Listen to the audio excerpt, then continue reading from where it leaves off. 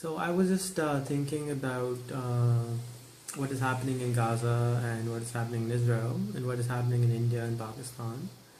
And we'll take Palestine and Israel for now.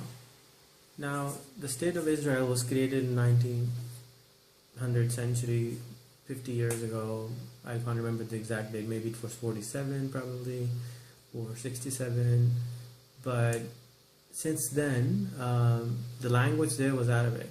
And now, the state of Israel, most people speak Hebrew. They don't speak English anymore. They don't speak Arabic anymore. And in the state of Palestine, which is right next door, which is what it was carved out of, they all speak Arabic. So even if Israelis and Palestinians want to talk to each other, they cannot, because they don't speak a common language. And when I talk to people in Palestine, they just have extremely difficulty in communicating. And one of the girl who was telling me yesterday was, I think I'm going to die tomorrow, but I wish I could communicate better with you and I knew English. So, and my answer to that, well, I hope you don't die, and I hope you start learning English, because then you can tell what you see to the rest of the world in the correct manner that they understand.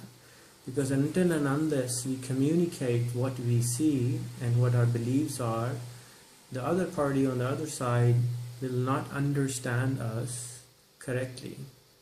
So it's extremely important to have a common language, and it's extremely important to have a common understanding, and it's extremely important to have easy to access information to people if we want to reach somewhere. So I was talking to another boy who was explaining me how the reforms happen in Catholicism. So Martin Luther, 400 years ago or 500 years ago, decided to reform Christianity. And up till that time, even the as you might know, even the monks were not allowed to read the Bible, and the common man was absolutely not allowed to read the Bible. The theory was that people may misunderstand what is written in the book, and they might think of something on their own, and they might protest. So Martin Luther decided that no, that's wrong, and he created the Protestant. And later on, it didn't really pick up, and 50 years to 100 years later, one of the kings of England needed to get divorced, so he took Martin Luther's work, and then he sort of created the Protestant Catholic religion, which is a branch of Christianity, which has now further branches like baptism, and further branches of Christianity, which were formed from there. So similarly, just today, a lot of Muslims are killing each other. Shia, the Sunnis, and a lot of other sects are there. And this was happening a few hundred years ago in Christianity also. People were just killing each other for no reason, just small reasons, which I call no reason because it's so small that you can just ignore it.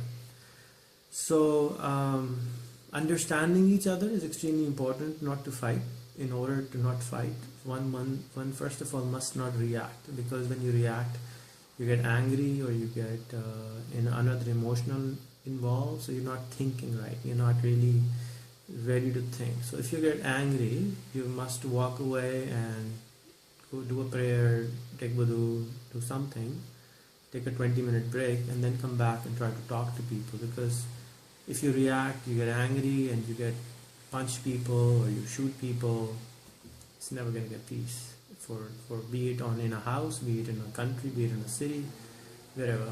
So it's important to not react and try to communicate with the other party which you're trying to solve a problem with, and communicate properly.